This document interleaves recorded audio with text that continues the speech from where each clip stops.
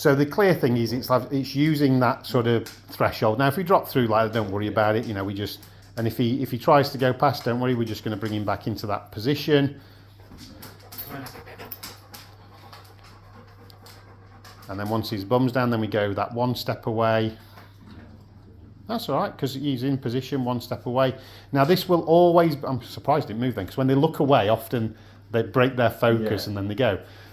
Now this will always be harder for you than for me, because he's got no learned history with me at the door and nothing that I've done.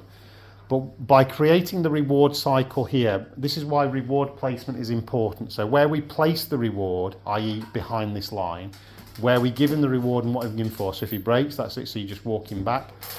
Wait for him to get that focus again. And you can hear that panting and that arousal. So now he's kind of looking at me because I'm being the one who's been rewarding him. Brilliant, that's excellent. Brilliant.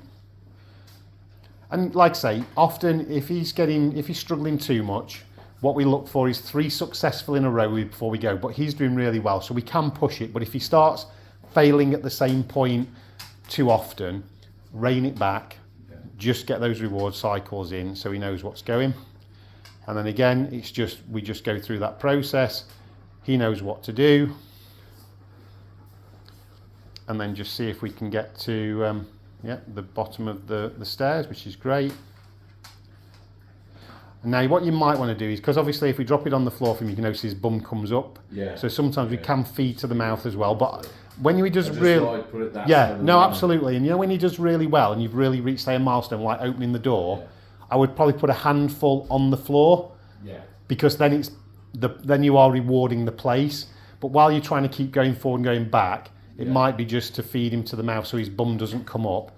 But if you were to get to the door and be able to open the door just a little bit and then close it and come back without him moving, I would probably drop a handful onto the floor.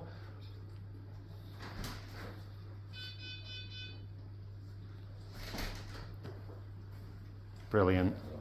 So then this is what we call a milestone marker. So he's going to go, and because you're rewarding him behind the line, again, the reward placement is important. Yeah. People often forget about how important it is when we reward, how we reward, and where we reward is important, because that also helps the dog learn.